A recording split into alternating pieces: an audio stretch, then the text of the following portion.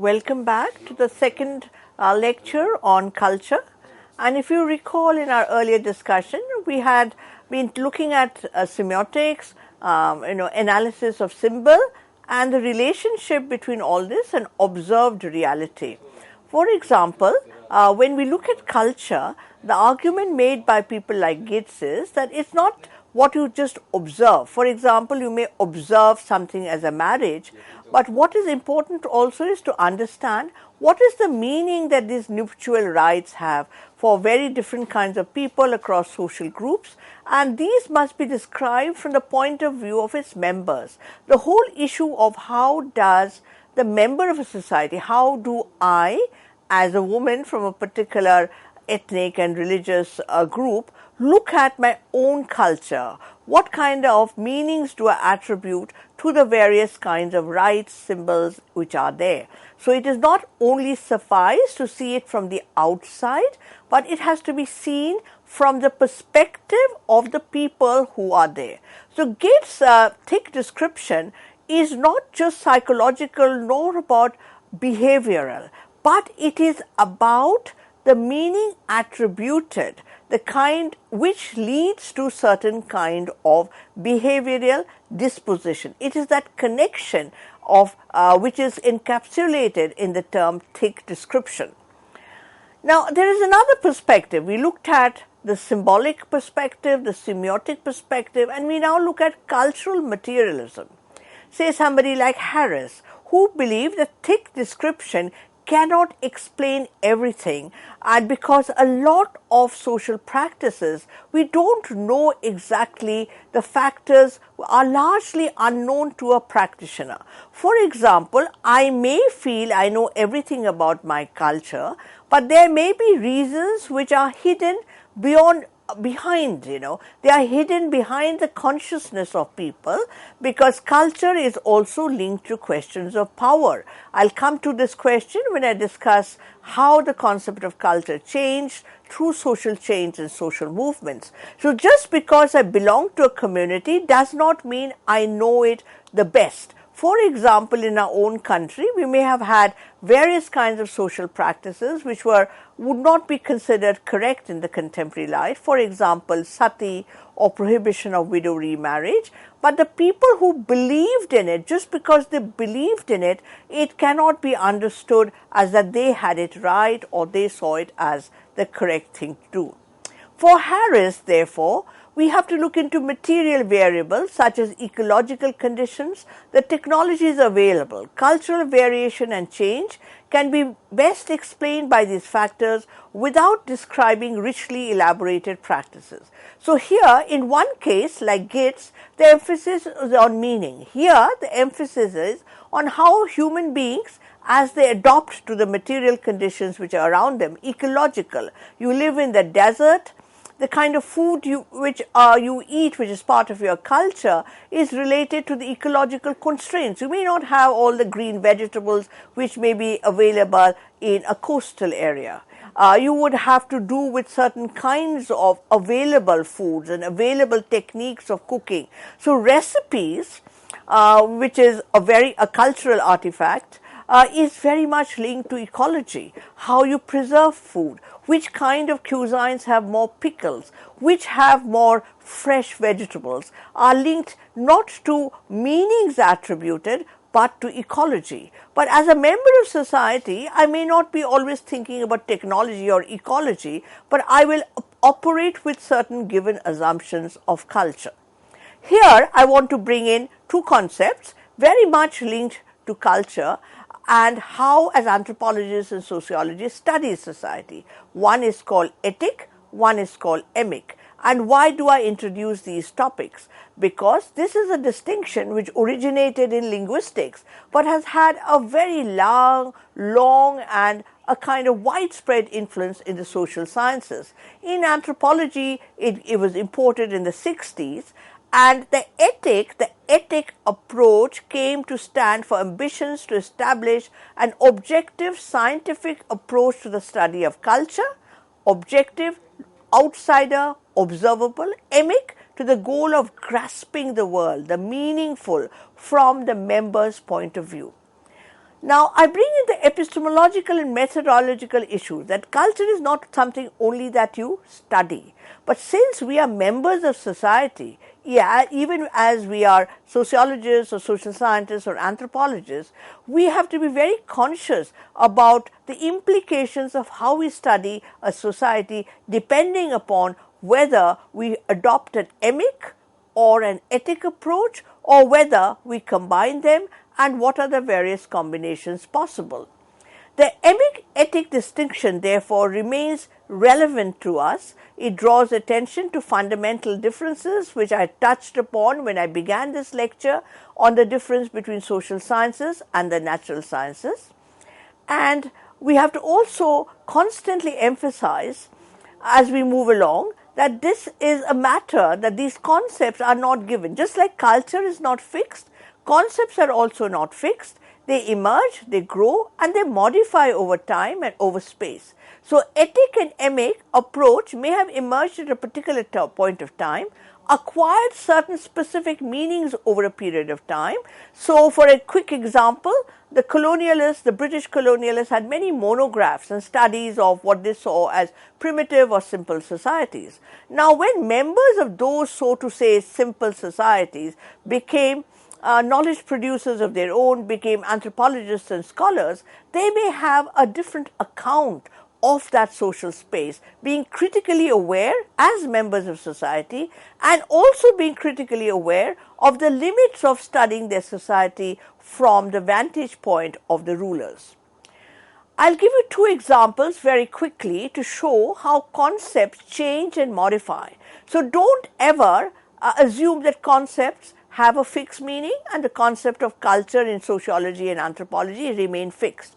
I'll give you two examples, one impact of colonial rule and what it did to the concept of culture, and the other women's movement vis-a-vis the concept of culture. For example, in societies which were colonized, and all of you would be familiar, the Western colonial rulers very often operated with the dichotomy of a civilized West and a barbaric non-West that became staple ideas or imperialist intellectuals. Many of you would be familiar with Said's Orientalism, which illustrates the trend across most societies in what is called the global South today. So in his case, Orientalism, Said depicts how, Middle East became, seen as a site of savagery, whereas it perhaps was one of the early sites of civilization. The same could be comparable to other sites in Latin America and other parts of Asia and Africa. Indian sociologists also were impacted by this long role of colonialism and how it made Indian sociologists and anthropologists look at culture. Damle, a very well-known Indian sociologist, mentions that after the advent of British power, a great deal of thought was given to India's past history, glory. Reason being because there was a sense that people felt humiliated by the colonial rulers, and what happened therefore was a trend towards Indological studies emphasizing the continuous, unbroken tradition of India. So this trend emerged in a particular context. This trend later was also critiqued. So you notice how an Indological study of culture would be very different from what is called a field view of culture, a point that I've looked at earlier. When you say that culture has not changed over the years, Damle also introduces the question of the book view. So when you said unbroken continuity, they were also emphasizing institutions like caste, kin, family, village, but not looking so much at field investigation as much as textual knowledge about caste, kin, and family. So you have the whole idea of ideal types, not so much as entities day-to-day in day-to-day life. For example, all of you are familiar with the distinction between Varna and Jati. So you may have a certain textual idea of the caste, but there are many variations of the Jati to which people actually belong. So there has been a long history of how colonialism emphasized many of the colonized countries' obsession in a certain sense with culture, reinvention of culture, looking back to the past, and a past which is very often constructed by Orientalist colonial modernity. The irony is that you go back to the past, but your lens are not really decolonized. You see it from the perspective of Orientalists like Max Muller, and you look at it from that point of view. Now, what are the implications of looking at culture as a continuity was that people started looking at caste and village and the extended family as the key pillars of Indian culture. And this was a very deeply gendered construct and also the conceptual window to understand Indian society. Now, in my presentation, what I'm trying to say is, one, the way we use culture in common sense is different from sociology and anthropology. Two, that though they are different, very often common sense ideas creep into, intellectual ideas, and we see it in the colonial impact, the Orientalist impact of looking at our own culture in a particular way, so they become part of the academic knowledge. Three, I want to emphasize that there are challenges which lead to reconceptualization of culture. Now, we notice, for example, the colonial emphasis on continuity and the tendency to look at the village or to look at the family or look at religion as continuous evidence of culture. The women's movement again led to re-questioning of, the question of the social institutions and even the concept of socialization. For example, conventional socialization theory, popularized by functionalism, emphasized how the family, school, neighborhood, community socialized individuals into learning sex roles and naturalized male and female identities. So they would assume that women are naturally like this, whereas contemporary gender theory would say it is learned, and therefore the distinction between gender as learned and sex as given, something which is again questioned. There is again certain other concepts which are associated with how culture is reproduced in society by socialization, and here functionalists argue that children are guided by positive and negative sanction. So a boy could be positively sanctioned in his behavior. What a brave boy you are a boy, you can't cry. Or the recipient of negative sanction, boys don't play with dolls, or telling a girl don't be a tomboy, be a little more feminine, who is going to marry you, this is not how girls behave. So how that makes individuals conform, and those who don't conform are often understood as deviants. And the understanding is that this socialization, this cultural socialization ensures smooth gender socialization for the extant or given gender order that rests on patriarchy. Contemporary scholars, both from the women's movement, from the queer movement, from the anti-caste movement, from the anti-race movement, have said this is not correct, this is not quite true, and people do resist and people do defy. So they don't just accept, but they also defy. So when we say culture is reproduced not by coercion alone, by consent, the role of culture cannot be underestimated. People are not by force always or beaten or violently beaten to believe that they are inferior, whether they be women, whether they be the dominated caste or dominated race or the colonized country. It is often by consent. And media in contemporary times have a huge role in this. By consent is what we referred in another terminology, the idea of positive sanctions. When you say, oh, you're a good boy, you're a brave boy, you're not a girl, you're not going to cry. So the boy learns to behave like a boy, like the given model which is there. I have discussed earlier how rituals, festivals, and even proverbs have a role in the reproduction of a gendered culture in an earlier lecture, and I have given links here so that you can go and see what that is. Here, whether it is colonialism and coloniality or theory, or it is about feminist questioning of dominant ideas of culture, what they all brought to the surface is the relationship between power and culture. In common sense, we said, what is there, what connection is there with power and culture? It is culture is natural, culture is beautiful, culture is something which we celebrate. But if we take a critical perspective, we notice that very often it is not neutral. For example, many rituals you feel is neutral and just cultural and not given with power. But it may be associated with power even though it is very emotive. For example, the ideas that the brother must protect their sister. So you may have a very beautiful ritual which is celebrated where the boy affirms that he shall always protect the sister. But the hidden assumptions, the message is that she will need protection. So it is not neutral. There is power, but this power is often by consent, not by coercion. So there's many of these kind of, whether it's the women's movement, whether it is the critique of colonial constructions of reality, brought the question of power in culture, or also critique of racism and its implications in dominant intellectual formations. Before I finish, I would like to touch some other terms I have not been able to touch upon, because as I mentioned in my earlier part, that culture is notoriously overbroad and it is also notoriously ambiguous. And there have been many stages and many phases of history where there have been different kind of emphasis on culture.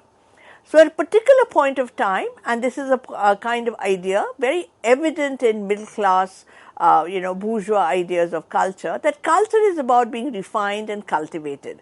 When you say, oh, so and so is so cultured, or when you say this is such a Nawabi culture, or when you say this is valor like Rajput culture, or when you particularly associate it with this, an idea of being refined or cultivated or suggesting certain kind of valor, then you are assuming that only high culture is culture.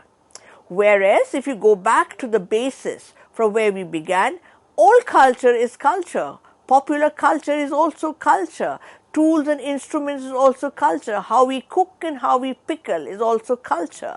How we subjugate other cultures is also culture. So it's not just about being refined and cultivated or what we associate being refined and cultivated with, but it's something much broader. Again, a point I would like to flag off, maybe later we could have a whole lecture on gender and culture, about how women began to be associated as an emblem of culture.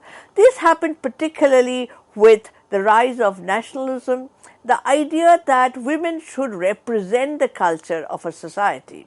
Not just all women, but women of dominant societies, that look, women should be like this. In Britain, for example, you had the idea that the proper British woman should dress like this, should speak like this, should speak softly, should be very constrained, shouldn't be vulgar. And many of this was appropriated by the middle class in our own societies, even in India. Even in India, those of you may be familiar, through the 19th and early 20th century, we had conduct books of how women should behave. In more contemporary times, you would have how women should look after their household, how should they teach their children, how should they decorate their drawing rooms, how should they behave, how should they look attractive, what would be considered decent, what would be considered attractive because they're considered as emblem of culture. But this again is exclusive because left out would be a very large section of women who wouldn't be considered as emblem of culture. I've already mentioned that there was also implicit in the idea of culture as refined and culture as cultivated of high culture and popular culture. So you would have high culture being the culture which was practiced by dominant sections in society, and popular culture is the culture of the low people, the unwashed masses, so to say.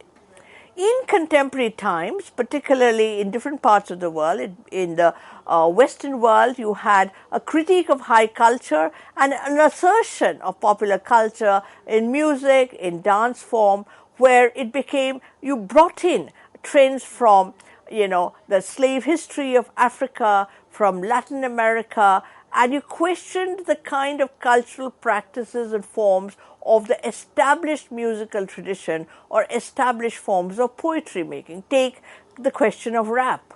Take various other forms which would be popular culture, various dance forms which were considered vulgar in the colonial period, which was part of our tradition, folk dances, acquire a certain salience today because there has been an awareness that not just high culture is culture, but popular culture is culture, folk culture is culture, and culture therefore is not homogeneous, but culture is heterogeneous, and culture is linked to power.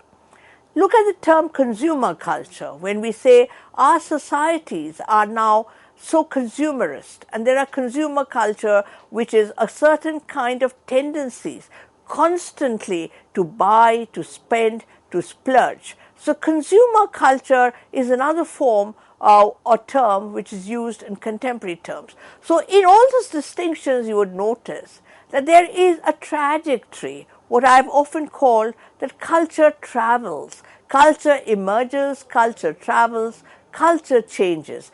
Culture changes in societies, and culture as a concept changes and gets modified within intellectual traditions. So both aspects have to be looked into it. Neither are fixed. Neither is culture as we practice fixed, nor culture as a concept is a fixed as a given, and we can say, now that I know E.B. Tyler, I know all about culture.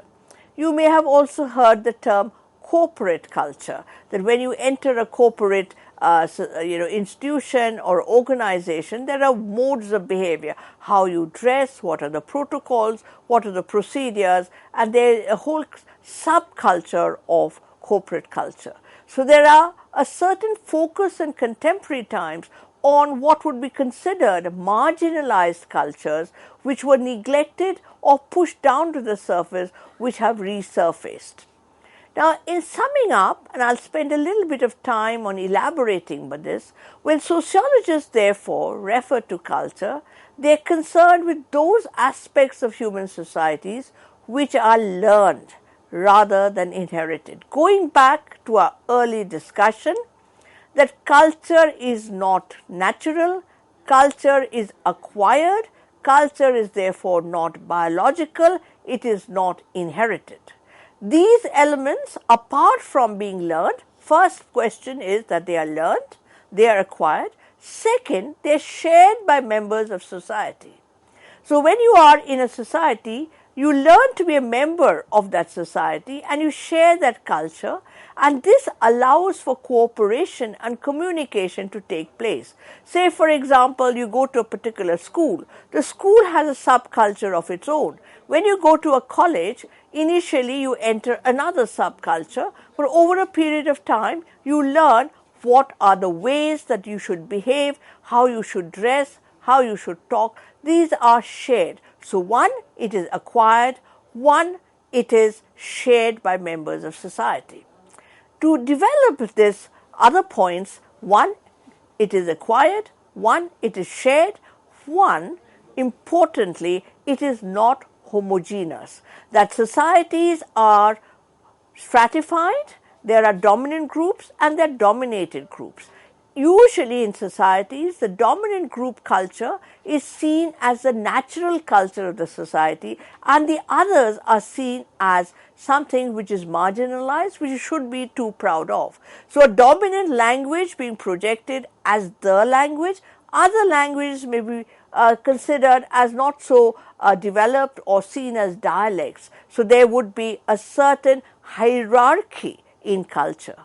However, recent trends, both as a result of social movements and intellectual discussions within the academia, have realized the whole question of heterogeneity as against homogeneity of culture, that cultures are diverse. You would recall that a few decades away in the West, multiculturalism became a certain kind of movement, an awareness that the Western cultures are not necessarily all white, that they are not necessarily belong to any religion, and the increased presence of immigrants and awareness that multiculturalism will make those societies stronger. So you notice in my entire discussions, I have tried to show to you that culture in common sense is often seen as fixed and rooted, but in contemporary times we've seen that culture has changed